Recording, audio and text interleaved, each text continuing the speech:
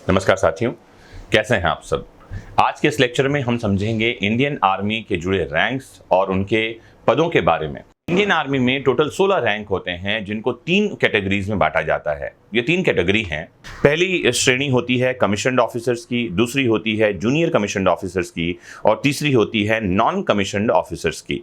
इन 3 श्रेणियों में जितने भी रैंक आते हैं टॉप टू बॉटम, आज उन रैंक्स को हम समझते हैं। साथ ही ये समझेंगे कि उनकी वर्दी से कैसे पहचान हो कि इस ऑफिसर ने कौन सा रैंक धारण किया है या इस ऑफिसर के पास कौन सा रैंक है।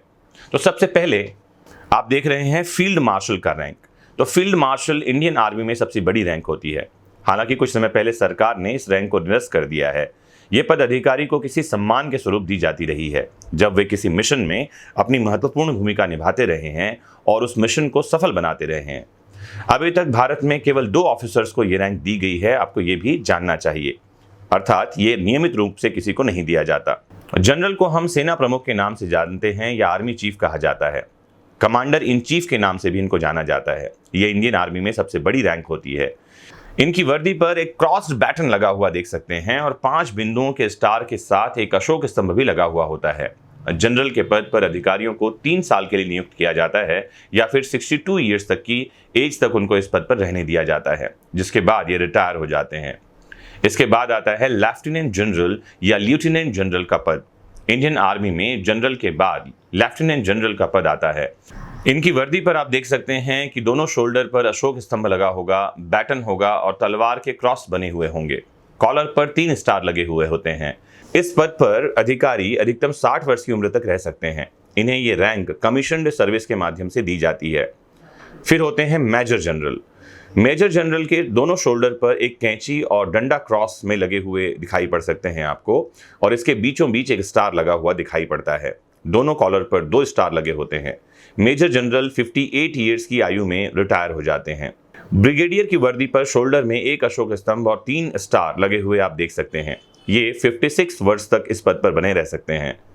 फिर आता है कर्नल का पद। कर्नल इंडियन आर्मी की 5वें नंबर की रैंक होती है। कर्नल की वर्दी में शोल्डर पर अशोक स्तंभ के साथ दोनों कंधों पर 2 स्टार लगे होते हैं और कॉलर में मैरून रंग का एक पैच भी होता है जो कमांडिंग ऑफिसर का सिंबल होता है। ये 54 ईयर्स की एज तक इस पद पर बने रहते हैं। फिर आते हैं लेफ्टिनेंट कर्नल या लेफ्टिनेंट कर्नल।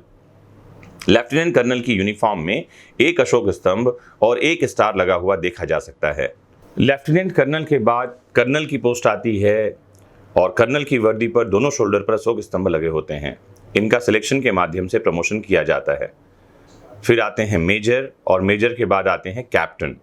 कैप्टन के कंधों पर 3 स्टार लगे होते हैं। कैप्टन का रैंक 2 साल कमीशन्ड ऑफिसर के पद पर काम करने के बाद मिलता है। इसके बाद आते हैं लेफ्टिनेंट। लेफ्टिनेंट कमीशन रैंक में सबसे पहला पद होता है, मतलब ज्वाइनिंग इसी पद पर होती है। इनकी वर्दी पर 2 स्टार लगे होते हैं।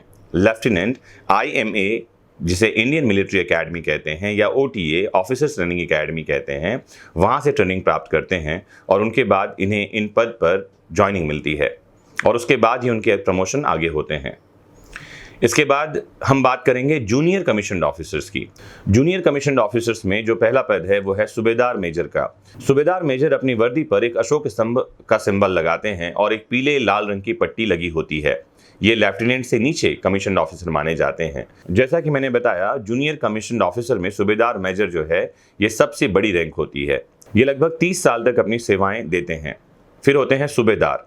सूबेदार की वर्दी पर 2-2 स्टार लगे होते हैं और 2 लाल स्ट्रिप के बीच एक पीले रंग की स्ट्रिप लगी होती है। सूबेदार 28 वर्ष तक अपनी सेवाएं देते हैं या 52 ईयर्स की एज तक पद पर रहते हैं। फिर आते हैं नायब सूबेदार। सूबेदार के बाद जो पद है वो नायब सूबेदार का पद है। इनकी वर्दी पर एक 5 मुंह वाला स्टार लगा होता है जिस पर एक स्ट्रिप भी लगी होती है। ये 28 वर्षों तक अपना पद धारण करते हैं। फिर आते हैं non commissioned officers. Non commissioned officers में सबसे बड़ा पद हवलदार का होता है। इनकी वर्दी पर लाल पीले रंग की 3 स्ट्रिप लगी होती है जो V आकार की होती है। हवलदार 24 वर्ष तक अब इस पद पर सेवाएं देते हैं। फिर आते हैं नायक। इनके बाएं कंधे पर V आकार की 2 स्ट्रिप लगी होती है। नायक 22 वर्ष तक इस पद पर सेवाएं देते हैं। फिर आते हैं लांस नायक। नायक से छोटा पद होता है लांस नायक का। इनके बाएं तरफ एक सिंगल स्ट्रिप पीले और लाल रंग की लगी होती है V आकार में और ये 22 वर्षों तक अपनी सेवाएं देते हैं। फिर है सिपाही का रैंक। सिपाही के रैंक में उनकी वर्दी पर कोई सिंबल या चिन्ह नहीं होता है। उनकी वर्दी पर केवल उनके रेजिमेंट का सिंबल लगा होता है। ये 20 वर्षों तक अपनी सेवाएं देते हैं।